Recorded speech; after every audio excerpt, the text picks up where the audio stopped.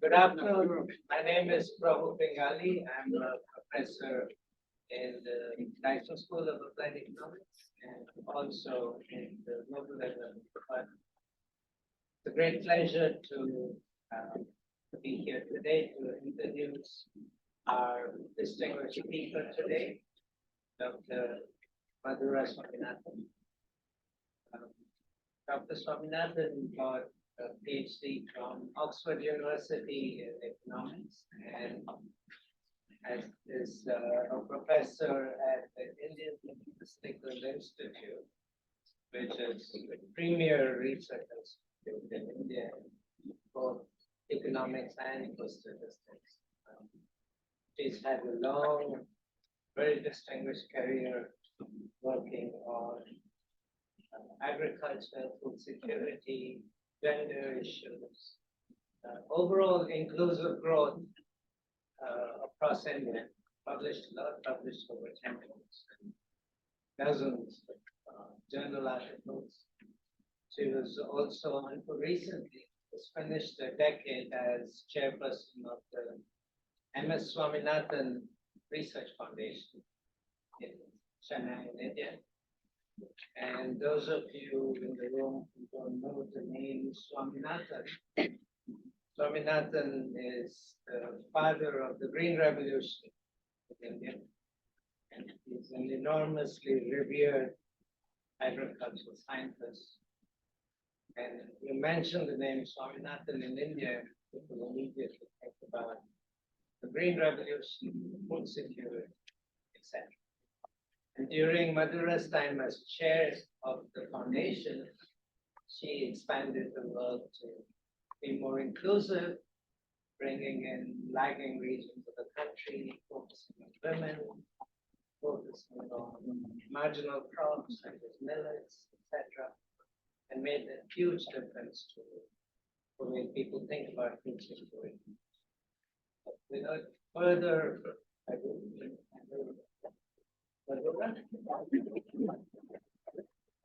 I have it.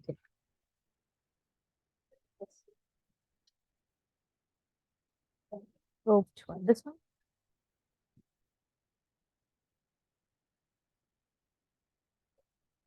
No. While she gets the first slide on. Good afternoon, everybody, and thank you to the Global Development Seminar, and TCI for having me here for a couple of months.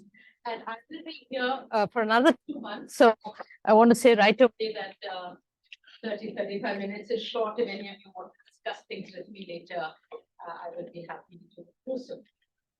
Now, exactly a month ago, sorry, this pointed as a no. Exactly a month ago today, in fact, India landed a successful mission on the moon.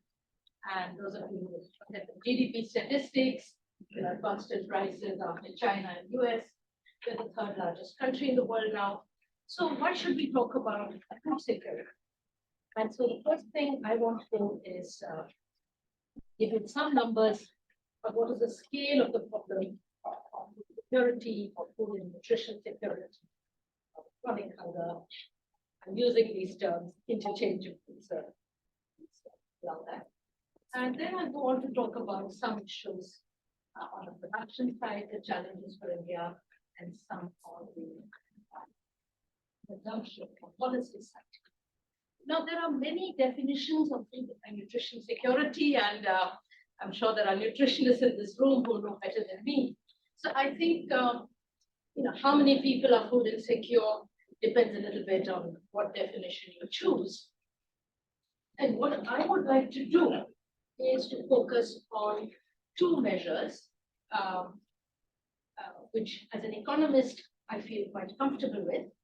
But before that, I just wanted to point out that the subjective measure is something that is very commonly used, particularly in the United States. Asking people how they think about hunger, but unfortunately, we don't have any large-scale data on that in India. So I'm actually going to go to the 2 measures that I feel are suitable. The first is a food share, based on a very old economics proposition, Angel's law, that as the level of income or household budget increases, people spend less and less on food.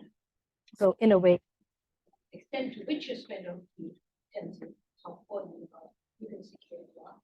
And in the US, it's not the poverty line used here is sort of based on an idea of food share. The second concept is, what does it cost to be able to buy a healthy diet? And this is something that in recent years we have estimates which have come up. So let's look at how many people can afford to buy a healthy diet. So the share of expenditure in the budget and how many can afford to buy a healthy diet. And what do the numbers of India show on these, two indicators? Now, I'm sorry, I think this is the longest table I have in this presentation, so I'll take a few minutes on it. Some of you know about this. So in India, we have these national consumer expenditure surveys. Unfortunately, the last one was more than a decade ago, 2011. So the numbers are a bit outdated, but basically it's ranked households by the level of per capita, monthly per capita expenditure, total household expenditure. So these are deciles, the first fractile are the decile. And the next two tell you for rural and urban areas, what is the food share, the average food share of people in that particular decile. So just to give you an example, if you look at, let's say, the 40th to, anyway, if you look at the 40th to 50th, decile, sorry. what it says is that in rural areas, typical household is spending 58% of their monthly budget on food. And if you go to an urban area, of 50 to 60, sorry, 40 to 50, it's 50%. So if you take the US cutoff, the food share of 33%, then except the top 5% of urban households of India, everybody is in section. A minute for this to sink in. So obviously we can't use the US numbers, we can't compare ourselves with the United States. So I've taken a cutoff of 50%, which is what China used to use when they had large-scale ration. They of course gone beyond that now, their income levels. So if we take the 50% cutoff, what do we find? We find that basically 90%, those are the numbers in blue, of rural households, and around 40% of urban households are food consumption. And if you add 90 and 40, comes to about 77% of the Indian population. Now, this is for those of you who are NSSO Vadas, this is using the mixed reference period. So 7 days for some items, 30 days, and 365 days for shoes, etc. If we take the mixed reference period MRP, the numbers are slightly lower. And this was about a decade ago, so let's hope that things have improved. So I would say that, approximately, this is a guess, 70 to 80% of rural households and about 40 to 40% of urban households have a big share, which is greater than today. So that's about 2/3 of the Indian population. The second measure, if there's any sort of immediate sort of clarificatory question, I don't mind. So 2/3 of the Indian population, that's about, say, 900 million or so. And then the second indicator is, what does it cost to buy a healthy diet?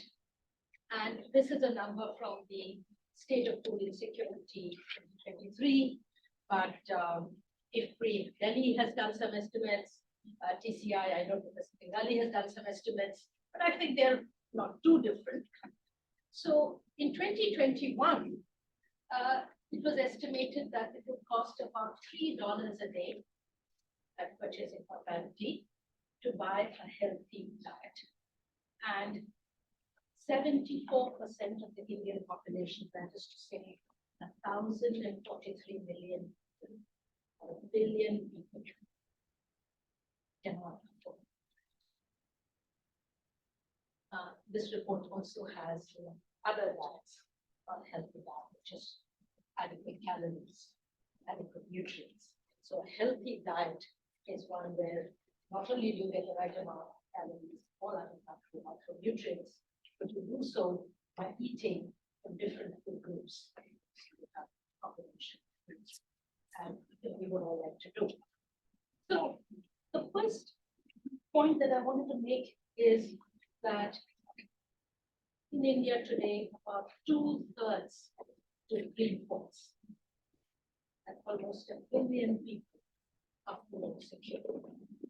And the recent editorial looked studies that this is really a shameful record that needs to be headlined. Let me Now to the challenges of feeding or having food security for 1,000 billion people. And I'm going to talk about a couple of issues on the production side and then food assistance.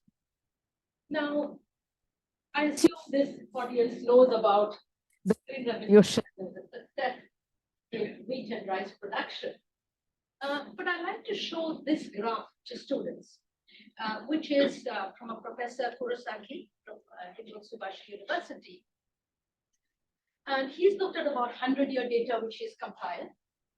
And one thing which is very, very important, I would say, is he's done this for Bangladesh, for Pakistan, South Asia, all of us look the same. We think they're different, but the first 50 years, 1900 to 1950, agricultural output, that is the top. The dotted line is the output, and the next one is output per unit of land. The third is output per worker. So the gross value of output, agriculture output, stagnating 50 years. So I think when we talk about Green Revolution and after, this is very important context. And you can see that the 50 years. You want to move the slides, please? No, they're not. Oh, okay. Oh, the Zoom. Okay. So the 50 years after till early 2000s, you can see the change. And I like the term that Mr. Bengali used in the recent paper called epochal change. So I think in India, many other parts of Asia, this was something very dramatic. But but what has happened to other crops? The first production challenge, I think, sorry, not this one, the next one. No, the next one. Yeah, next. Yeah. Is what about other crops? So we've done well in rice and wheat, and you can see that you can't see, but food grain went up. We're currently, our production of food grain is almost 300 million tons. But if you look at what are called nutri-cereals, millets and other crops, barley, maize, etc., it's doubled. But where we've really not been able to accelerate production is crops which are very important for nutrition, like pulses or dals, oil seeds. And now today, we're actually importing. That's like, yeah, this is the value of imports. I've just put some numbers down to give you an idea that, I mean, if you take pulses. We're importing $2,000 million of pulses. There are parts of Canada and Australia which grow pulses just for India to import. So whether it's oil seeds or it's pulses, the lack of production in India is actually coming at quite a high cost in terms of having to import products. Having said that, I think not everything on the production side is a that story. There has been, in terms of diversification, there has been quite remarkable increase in milk production, in fruit and vegetables, in potato, and some of the numbers for the earlier years, like 1961, were not matching. I'm not able to coordinate this and do that. So we can actually look at over time. But we can see that in recent years, there has been an expansion of production. So the diversification story is very important for nutrition security. But I think we need to recognize that on some commodities, we have this difference in production. And I want to just come for a few minutes, since I know people here are interested in millets and nutri-cereals, is that, as I pointed out, that's an area where production has increased, but the composition of that production has changed, and a large part of it actually maize. So this is a story I can talk about perhaps later in the discussion, but I just wanted to put up this slide because for more than 25 years, the Indian Statistical Research Foundation, a nonprofit scientific research organization, has tried to intervene in the production of millets in conservation in a very poor tribal region of Tamil Nadu. And I put up photographs of women here because I realize I'm not talking about women today, but if you look at agriculture in India, a large part of the workforce is female. So it's important to keep that in mind. So conservation of seeds, intervention with new seed varieties, new farming practices, new technology, mechanization, new processing, marketing, value added, a lot of intervention. And the story is that some success, but it's very limited. And I think the reason is that the returns from millet are not high enough. And so that's what I focus on here. We'll talk about other parts of the story later. There were competing crops here, tapioca for the starch industry, pineapple for export. So that brings me to my second production challenge, which is that we can talk about diversification, but whatever the agricultural strategy, it has to ensure higher incomes and more stable incomes for small farmers. Now, India, some of you probably know this, but 86% of farm households in India operate 2 hectares or less, which I think would be called tiny in other parts of the world. We call this small farmers. And unfortunately, we do not have very good national statistics. We have very little on incomes of small farmers. So how do you know what are the levels of incomes of small farmers and what is the variability of incomes? And I'm going to just show you a couple of slides from a set of village studies, village surveys that have been done over the last 15 years, and which I've been a part of through a nonprofit as well, called the Foundation for Agricultural Studies.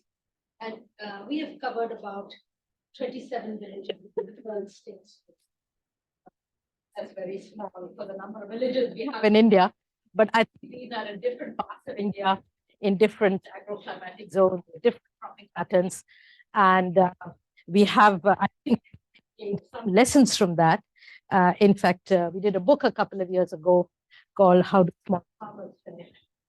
To put together the evidence from some of these villages. So let me give you just two numbers from this sort of quite vast body of data. And the first is 2 villages I've selected from South India. No reason, but I'm from the South. So one is in Andhra Pradesh, Anantavaram village, which is a typical well-irrigated, sorry, not well, good irrigation, I meant, canals from the Krishna River system. It's in the coastal part of eastern part of India, growing rice, maize, pulses, chilies, betel, nut, variety of crops, and what one would call an agrarian sort of prosperous region, part of the early Green Revolution, intensive area development program, high program, all that.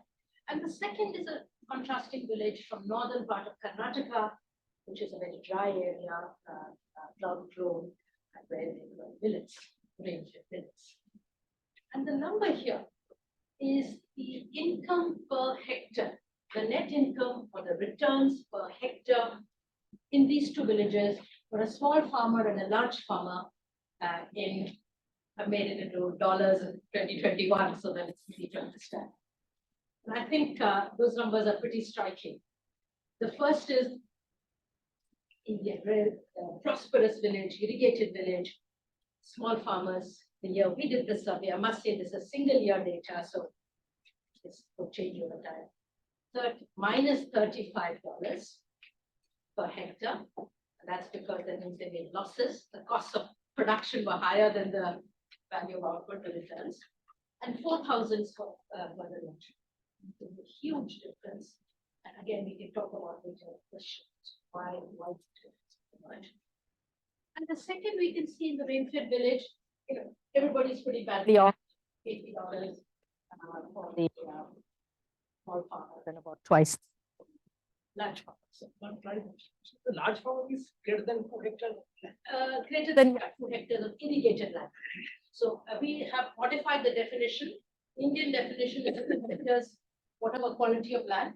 You've taken 2 hectares of irrigated because 2 hectares of dry land is it's not much. The second number is the proportion of households, for the cultivating households, that made losses in crop agriculture. Negative farm incomes. This is gross income per family, negative, not per family. And you can see that in Anantharam, in this prosperous region, is 35% of farming households, that's 50%. Not surprising, the drier, drought-prone area, 50%. So I think these are some numbers which are, and we can find different patterns in different villages across years. And it's not that every year is going to be as bad in this one in Zapur, but I think it gives us an idea of the extent of instability of crop incomes and the lowness of crop incomes. So I think, so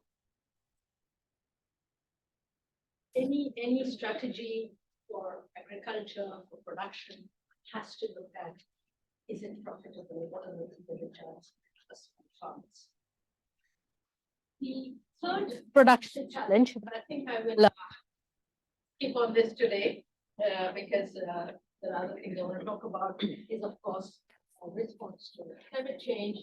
And I've done some work again on what's the effect of global warming on rain-fed crops, including millets in Karnataka. The volume is going up. Anyway, I can talk about this later.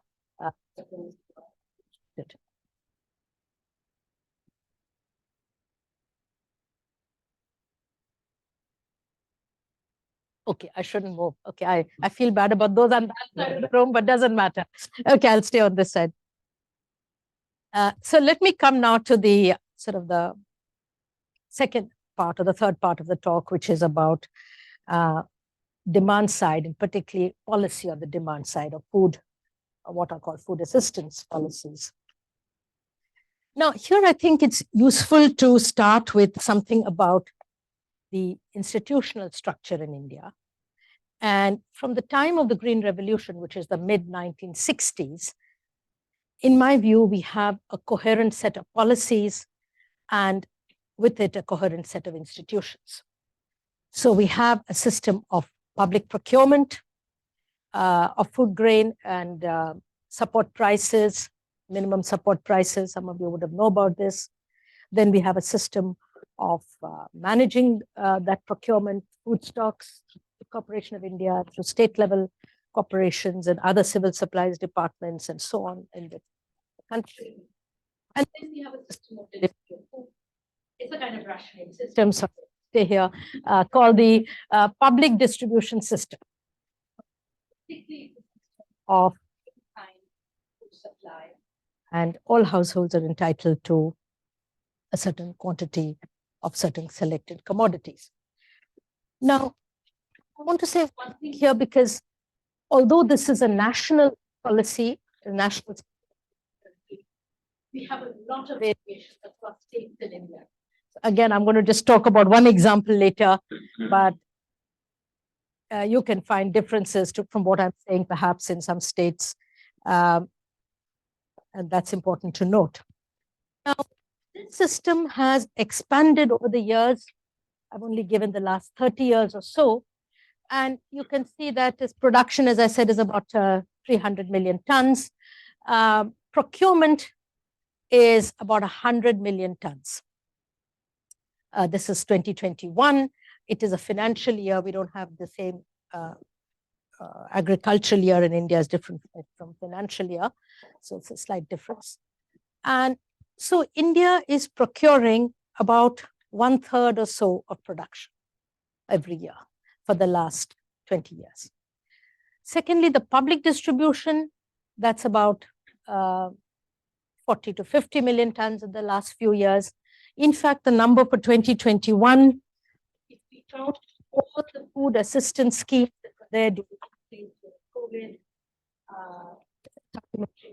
children, school meals, etc., India actually distributed about 100 million tons in 2021, which is, I think, quite a record, equaling the sort of procurement. So this is just to give you an idea of the scale of public distribution. And of course, this has gone through last 60 years. It's not that there haven't been changes. So from the mid-60s till about the late 80s, we had in place, at least in theory, not in practice in every state, a kind of universal entitlement to the public distribution system. So every household with a registered address was entitled to having a ration card and having access to the commodities through the food distribution system. In the 90s, as in other parts of the world, we had a big debate about structural adjustment and stabilization. And based on a 1996 World Bank report from 96-97, we had the targeted public distribution system. So there were two categories based on the income criterion: below poverty and above poverty. And there was difference in entitlements and difference in quantities, prices, commodities available to the two groups. And the third, which is, I think, important to note, and is that since about a decade, we have a legal entitlement to food in India called National Food Act. And I believe Brazil is the only other country or developing country which has this. So let me turn now to, so this is the structure of the food assistance policy that we have in India. And what do I want to talk about? Of course, every year or for every 2 years, there are a lot of debates about solving this. And three of the issues that are, I think, familiar to all of you, because they apply to food assistance or social assistance everywhere. Universal or targeted? Should this be in cash or kind? And should this be conditional? And I'm only going to speak on one, which is the first one, the universal or targeted. And I'm going to talk about targeting errors for the next few minutes. Again, something we can discuss later in the discussion. What are the pros and cons of universal targeted? There are many issues and there are many, hundreds of articles about it. So let me focus on the targeting errors. Again, I think this is something all of you are familiar with and which is very basic, but I think is worth repeating. The two kinds of errors when we don't have perfect information, and one is what are called type 1 errors in statistics, errors of wrong exclusion. So, and the second is the errors of wrong inclusion. If you have a universal program, everybody is entitled. So the type 2 error is not there. I mean, everybody's included. Sorry, the type 2 error is there. You're including those who are well off, for those who are very, who don't need the food subsidy, you're including them. But the type 1 error is likely to be small. Whereas if you have a narrowly targeted, it's reverse, you will exclude the rich, but it's also very likely that large number or proportion of those who are food insecure or who should be included will be excluded. Now, for some of the students here, I think there's an old article, but one I find very, very well written by Cornell and Francis Stewart, which looked at these two errors in food and nutrition schemes in different countries of the world. Of course, it's a little dated. Now, after targeting was introduced in the mid-90s, in the 2000s, there were a lot of studies. I'm just put up a few numbers here, but there are many, many studies in India which showed, as expected,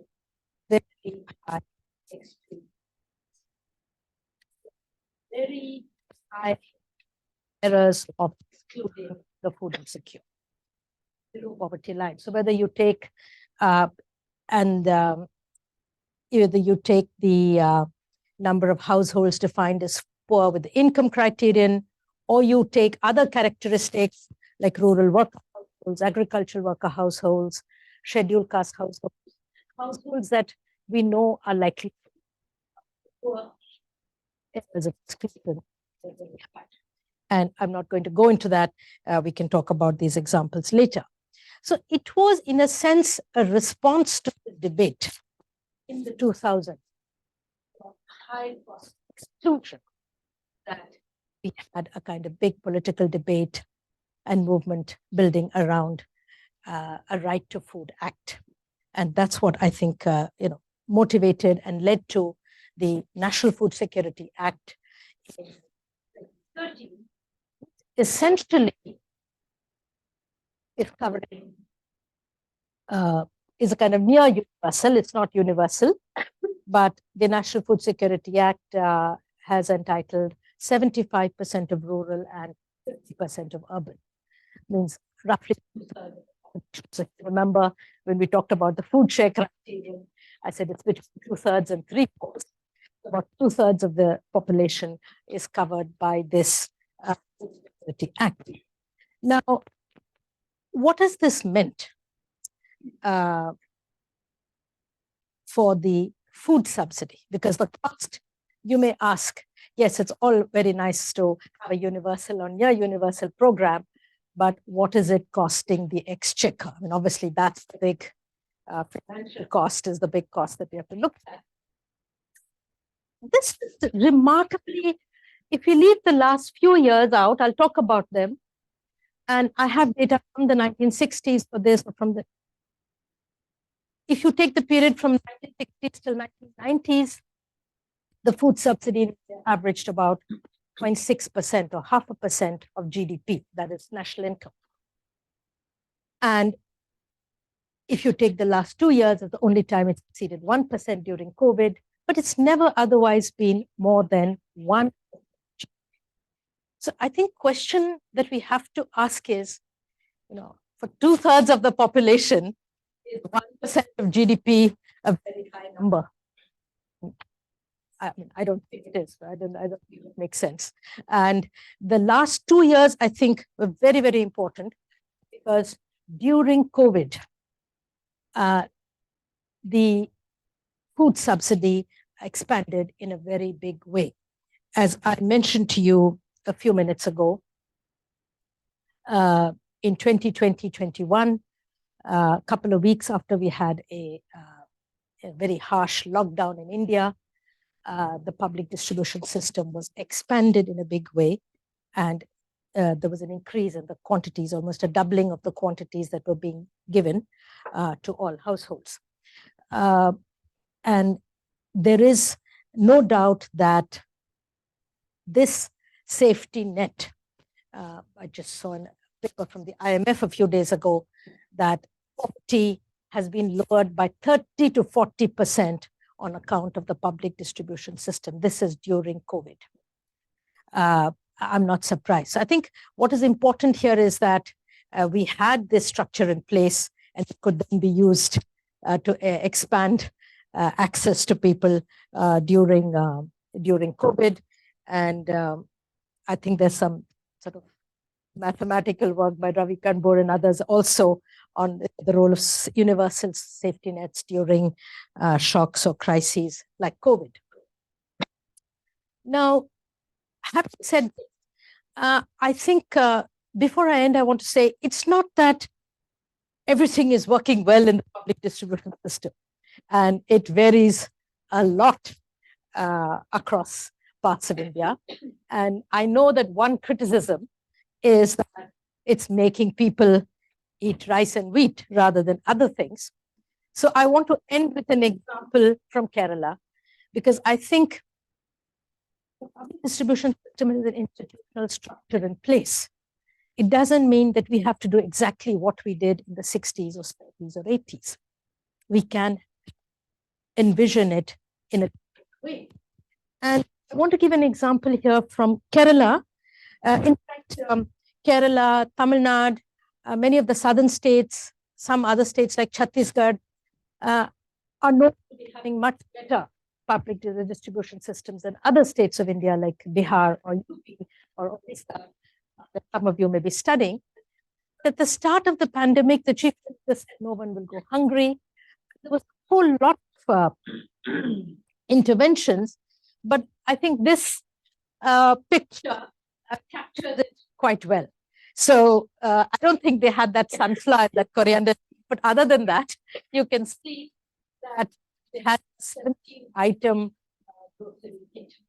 So the point I want to say is that we can expand the PDS nutrition to say that PDS is bad because it has rice and wheat. I think is not the right thing. Is to say how do you diversify PDS as well, and through this public distribution system. And again, I can talk about this in the question answer if those of you are interested, because Kerala had a lot of other schemes, food for children. There were no schools, food were closed. So instead of cooked meals, rations were being delivered to homes with children, and so on. Food kitchens were started. There were other interventions. So we can talk about that later. So I think I want to wrap up now because I really would like to hear questions and comments and have some discussion. So let me end by saying that,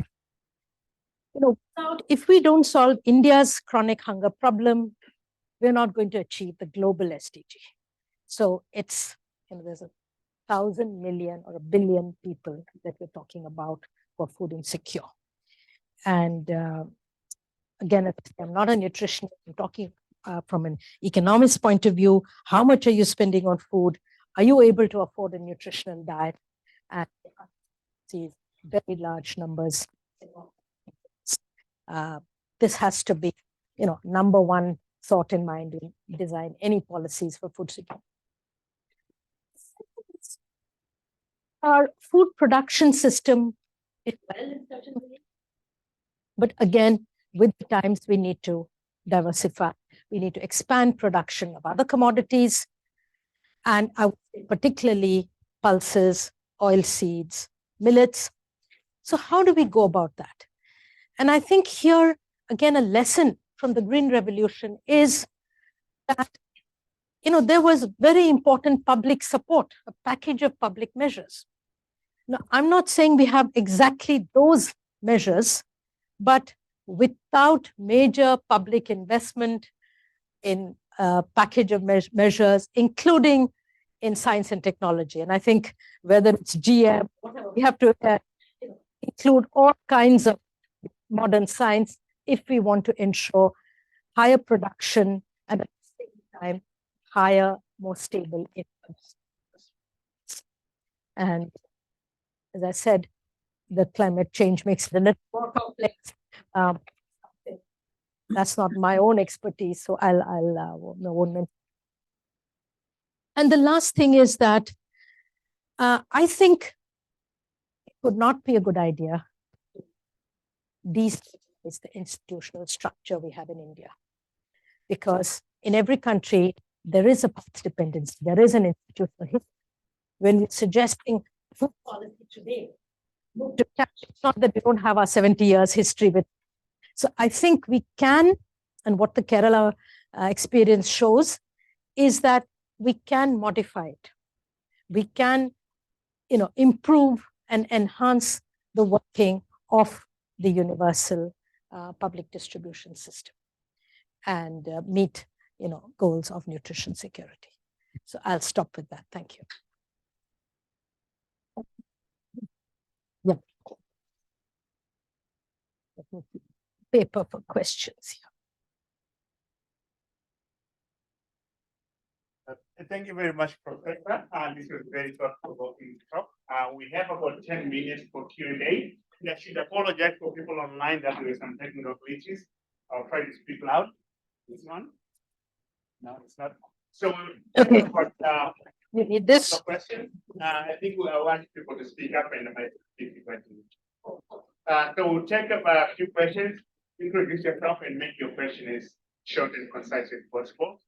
Just show up by raising your hand, and we'll try to get to people online as well. You can type your question. So let's start right there.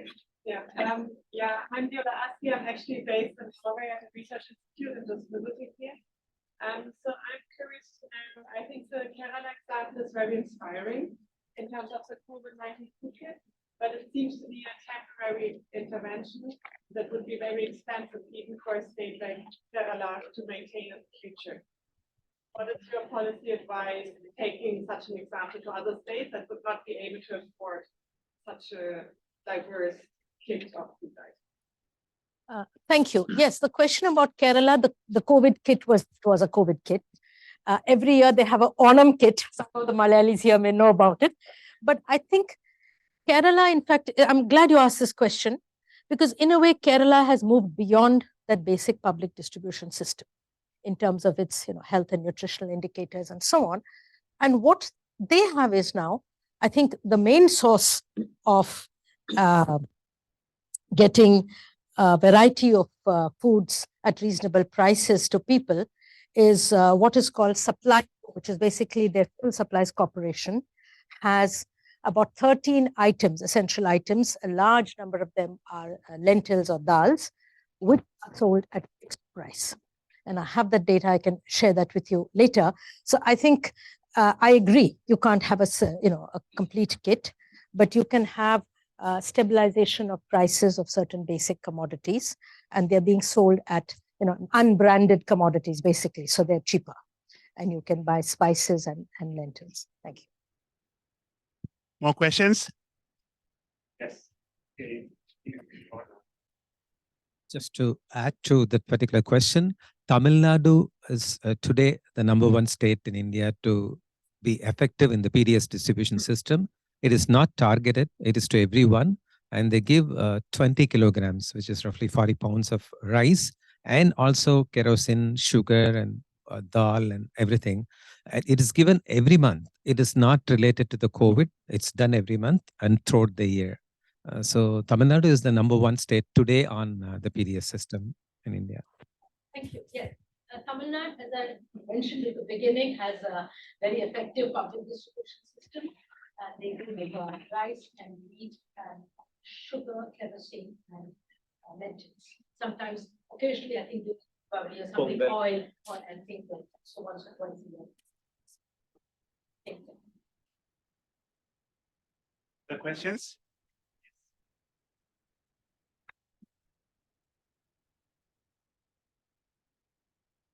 Ma'am, thank you for the presentation. I'm Arjun, Humphrey Fellow. We met before. A question related to previous slides. Over past decades, some main crops increased by 3-fold. But when it came to milk, it seems increased 5 times. What efforts were made to make that happen? Thank you. For milk? Yes. Okay, the milk is a big story of its own. It's called the White Revolution in India.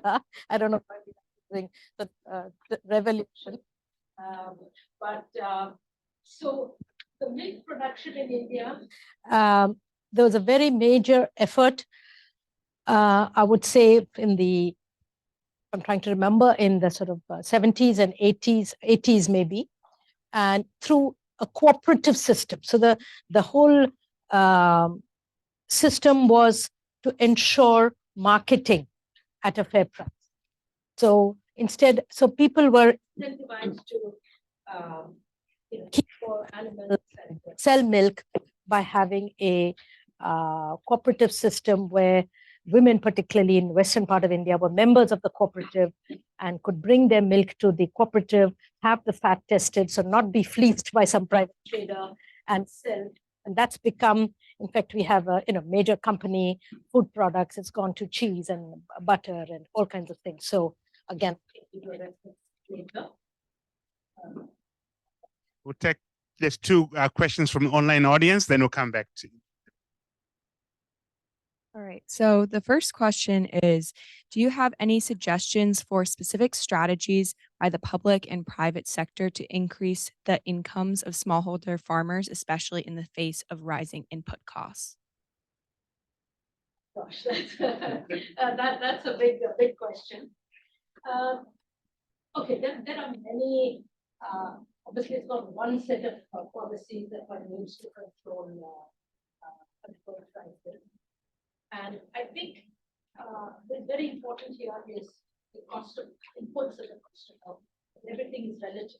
The cost of input go up, but the output cost doesn't go up fast enough. That's when people are caught in the benefits of net loss incomes. So one of the ideas that is being discussed, and I think there's some work here also, PCR, is when small farmers buy inputs in individual amounts, it's very expensive. So if you can aggregate it, you can buy at larger scale, say wholesale level, then you can reduce the cost of production. Or to take another example from the village I showed you where there were negative inputs. Small farmers don't own tractors. So they have to hire in the tractors from the large farmers. So again, now this is something which, if you can have tractors bought units and there are tractor hiring services easily available, then you can actually reduce the costs of cultivation. So I think there are things that farmer groups can do, there are things private sector can do. And of course, this government policy is important to make sure that, I think government policy is particularly important on the output size to ensure that we have some stability in prices. Because I think price variability is a very big issue and we don't really have, insurance is not really effective in India. So other way would be to give insurance for price variability. Take one more online. Then Okay, so there's another one online about climate change and food security. So would you please illustrate more on what mitigation and adaptation strategies are used in India for the climate changes to secure food security? So it's a big question, and I don't think I can speak for the government of India. But I think at one point, which is very important, is from my perspective, from looking at small farms, and when you're talking about food security and production, is that the biggest problem for small farmers right now, I think, will be adaptation. Because they're already making losses. But think of extreme events happening. I think of high temperature, think of frost when it shouldn't be happening, floods, increasing number of all these events. The losses that are borne by small farmers, what is the difference between small and large? There's a flood in an area, everybody loses, but the large farmer is able to recoup the losses and invest again the next year, and the small farmer is not able to. So I think for mitigation, we have to look for technology, but I think for adaptation is something which is already very urgent on the ground for small farmers. So I think the government of India is aware of this, but I'm not sure. Thank you, Madhura. Terrific talk. I really appreciated it. I'm just curious, it actually follows on the same question, and we can talk about responses for individual farmers and so on. But at some point, we've got to think about the biology of these stresses. I mean, even around this area, we're finding increasing pests we can't control, plants that die out from too much heat, too little water, and so on. So the distribution of water over time. So these biological threats are huge. I'm just wondering, what can you say anything about the success in responses to plant breeding for climate change, so that right. So that, I mean, I know it's a huge question, but like rice that is more salt tolerant or more drought tolerant, or even human beings can't adjust very well to 127 degrees Fahrenheit, much less plants. So small. Small question. I know. Okay. Ron, I'm not a biological scientist, but let me stick my neck out. I think there are very interesting experiments, and let me give an example or two from the International Rice Research Institute. So, there's salt-tolerant rice, there's low glycemic index rice. There's another very interesting experiment on Gangetic belt, particularly Eastern European pirates, arsenic in the water. So rice that doesn't absorb arsenic. So I really think that some of these things are going to come from breeding.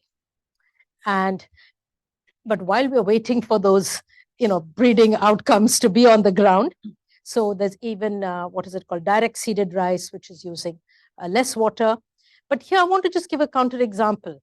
So I was in a village in eastern Uttar Pradesh in June for a week in Balia district, where there was a heat wave at that time. And many of the farmers had used direct seeded rice a few years ago and then had stopped. And I said, what happened? And they said it completely failed. And then I went back and talked to the IRRI scientists. And what had turned out is that they had given the recommendation for direct seeded rice, that is not transplanted or wet rice, but direct seeded rice on varieties that had been developed earlier for transplanting. But I think when you go with a sort of, what can I say, incomplete package or, half prepared meal, now those farmers are going to be very resistant when you come up with your next thing. So I think trials on this are very important, but if there's something successful, I don't doubt that it will be taken up. So there are, I think, exciting things, including, in this country, China, perennial rice. So there are lots of innovations happening, which are sort of helping us with the climate. But if they're shown to work on the ground, I think adoption will be quite massive. So unfortunately, we've run out of time. I would want this conversation to continue. Professor Swaminathan is still on campus for another 2 months. So you can kindly, if you need to follow up, make an appointment through Cornell Tata. But let's give a round of applause for very stimulating.